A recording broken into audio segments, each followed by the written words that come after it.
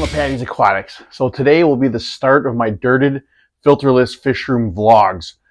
Basically, if I don't have a certain subject that I really want to make a video on, I kind of want to show what I'm doing within my fish room. And I found within some comments in some of my past videos that people kind of liked when I walked around and just kind of showed what was going on in my fish room. So that's what I plan on doing today, and I'll have them periodically. But today I have some maintenance I want to do down here, and a few things that I want to show you guys. So let me flip this camera around, it'll make it easier. Well, to start off, my no air project has been going great. My fish are still doing great. My plants are doing good, and I'm really happy about that. But what I want to talk about first is I'm getting a new tank. Yes! That's awesome! I haven't got it yet, but it's a 65 gallon, it's 3 feet wide, 24 inches tall, and 18 inches deep. And now is the question of where I'm going to put it. So when I designed this fish room, this rack over here, I made it so I could expand on it if I wanted to.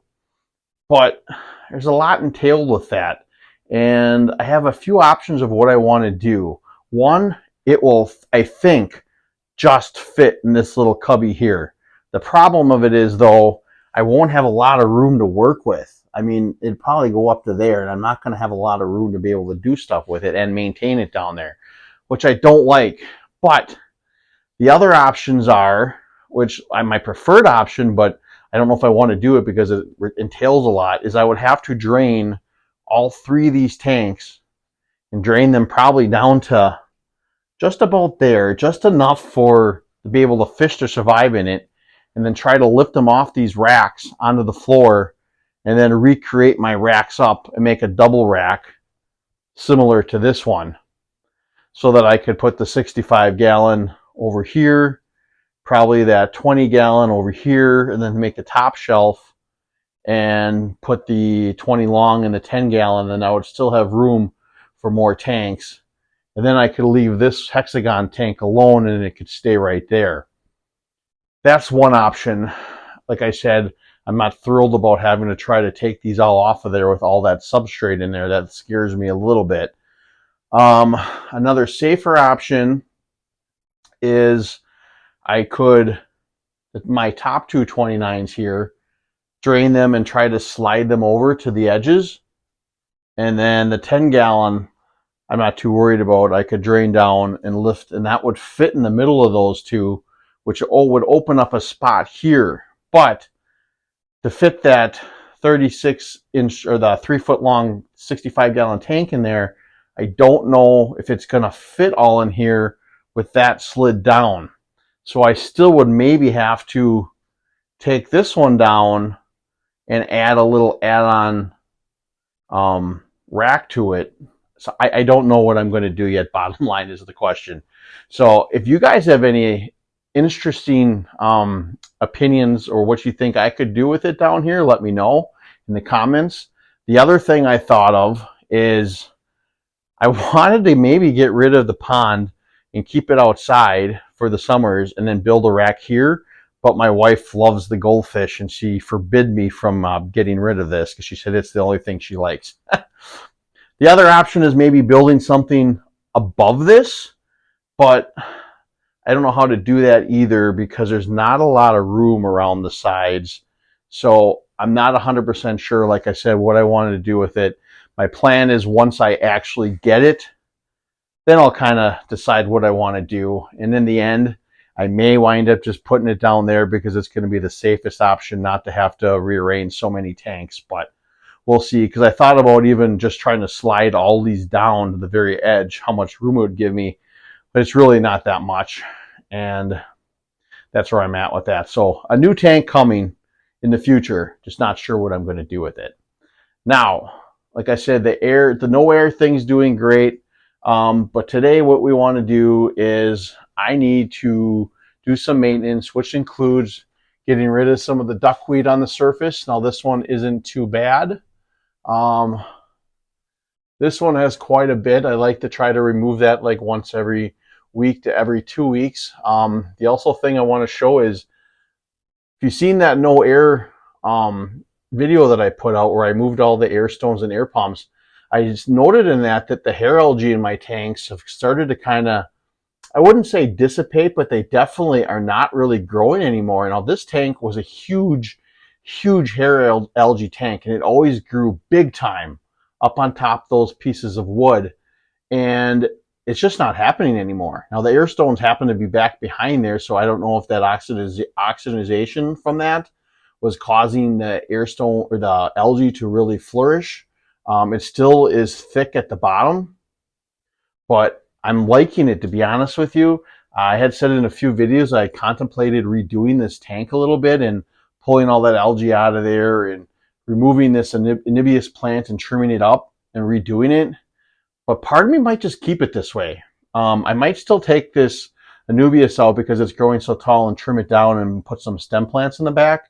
But I really like this whole burrow system of this algae in here. I know it's hard to see with the glare from the other tanks, but I mean, the fish just love to go in there. I'll come out here sometimes. I'm by the tank, so they're all up here thinking they're going to get fed. But I'll come up here and only see a few fish and wonder where they all are. When I come to the tank, they all come out of these little burrows in this algae. So I think that's kind of cool. So it's perfect hiding spots for babies and stuff like that too. So that's besides the point. But I also want to get some of, like I said, the duckweed. I got the Salvinia natans in here. Now with this tank, what I worry about is with those long roots, I don't want to take too many of those out because what if there's eggs in here from these fish? This is the Matano rice fish. What I will do is take some of that algae out, and then I'll remove some of the Salvinia in the very front, probably to open up to get a little bit more light in there. But what I do is I'll take that Salvinia I pull out, and I'll come over here to my little 2.5 gallon, and I'll throw it in there for a while. Just if there is some eggs in there, that they'll hatch into that little tank instead of just throwing them away, and we'll see what happens. So that's what we'll do with that. And then I also got to add some more leaves to a few of these tanks that I have soaking over here in these jars. So that's what we're going to do today. Oh, and I need to trim some of this dwarf Sagittaria in this tank as well. It's not too tall, but I like to trim it down a little bit under the surface because it adds a lot more light into that tank. And probably this one as well. And, well, I forgot about this tank too. Hey, glad I'm doing this. All this Ludwigia is growing very tall now. I need to trim some of that back and replant it down into the bottom. So that's what we're up to today. So, all right, to remove the duckweed is very simple for me. I just take my handy old little duckweed net and I start scooping it off the surface. Now, the one thing I have to be careful with is, especially in my rainbow shiner tank where I have a bunch of those blue green shrimp, they like to get caught in here, so I really have to pay attention when I'm taking these out to what's going in there. So, and those guppy tanks as well, I swear the baby guppies and the bigger ones itself as well, they're not very bright. They like to get caught in the net when I don't want them to, but when you want to get them out of there, then of course they're very get away. They get away very easily. You can't catch them. All right, that don't look bad for that one. And then what I just do, whoop, pop it in a bucket.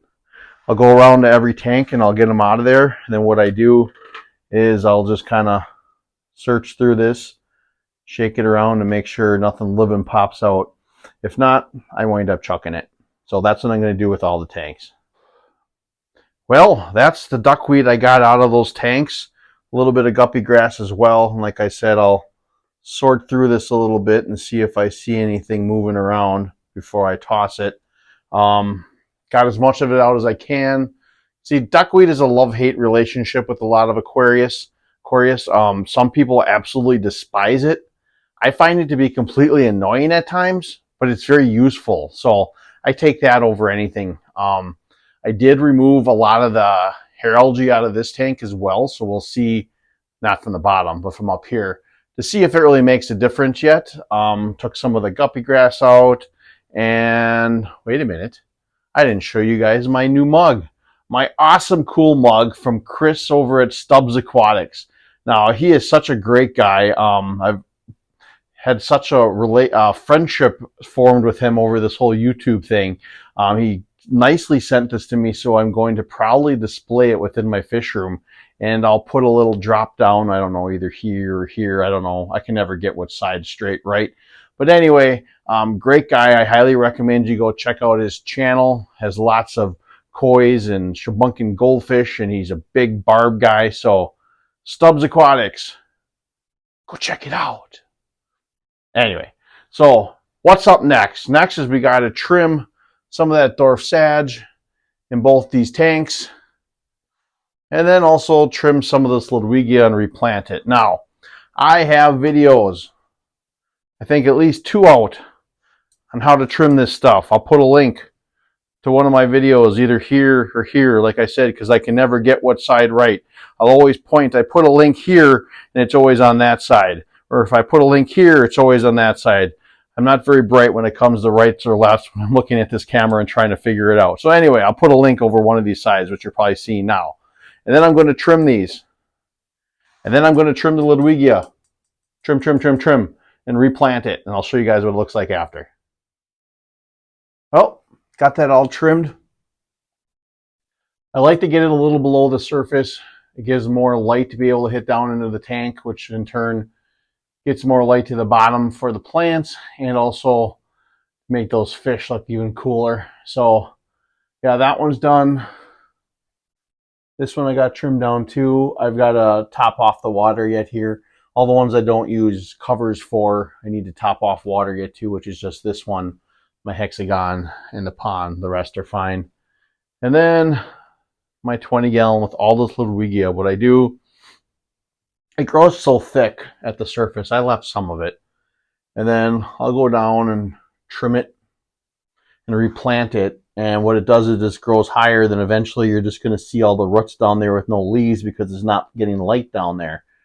So what I do is I just take a bunch of it and retrimmed it and put it all down at the surface. It's a little cloudy right now because I messed up the bottom planting some more of that. But I like to keep some of it up there. And then this will grow up and I'll do the same thing after a while, or I can take some of it in here for other tanks. So those are done. Next thing to do, like I said, is just top everything off. But I do want to show you Puff Daddy. Haven't shown them to you in a while. This tank has been going through a little bit of a battle with algae and cyanobacteria. I've been documenting everything I've been doing over the last month. So I believe this video you're watching will be out before that cyanobacteria one, but I'm figuring out how to defeat cyanobacteria without using any meds, and things are going pretty good right now. So fingers crossed that that's going to be working out very soon. It's looking a lot better than it was. Trust me, that was a whole jungle of hair algae everywhere and cyanobacteria all over the substrate, and there's none there right now, so I'm doing something right. I have one last thing that I want to do in this video, and that is add some of these leaves to a few of my aquariums. I want to put some into the rainbow shiner tank because you can see a lot of that I put in there a few weeks ago is already starting to get eaten away.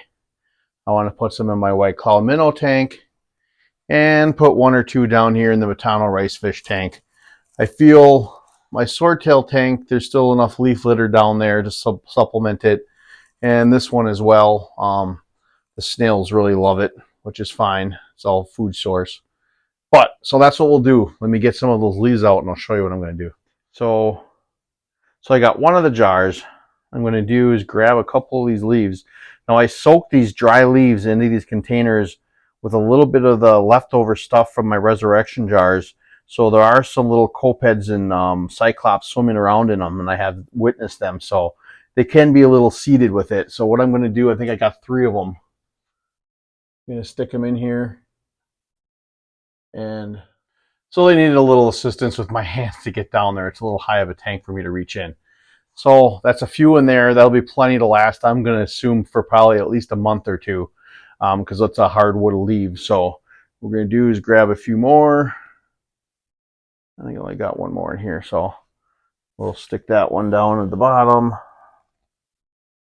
And we'll grab a few more. What I'll do is I'll throw them in there just like that in those tanks, and I'll let you see what it looks like. Well, I got them all added. I really like the look of those leaves sitting at the bottom of the tank. I think that's very cool looking. and beneficial, like I said. So that's that. You got those in there.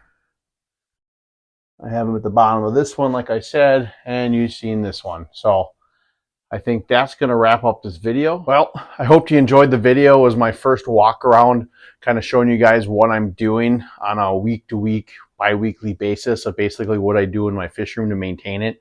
Like I said, it wasn't much today, trimming some plants, adding some leaves, but that's really the consistency of what I do to maintain my aquariums. Once in a great while, I'll do water changes. I'm not a no water change strictly kind of person. I will do them occasionally. I think 4 months ago was the last time that I did a water change down here, so I probably will do them soon again. But yeah, that's basically the gist of it. The biggest maintenance that I have having this type of a fish room is basically removing duckweed and trimming plants, which really is not a bad thing to have. So I really hope you enjoyed the video, and if you did, please consider hitting that subscribe button if you're not already subscribed, and make sure you hit that notification bell, because I have a lot of cool upcoming projects I think you might be interested in. So that being said, always remember to think outside the box and take a step back into nature. I hope to see you next time here at Patty's Aquatics.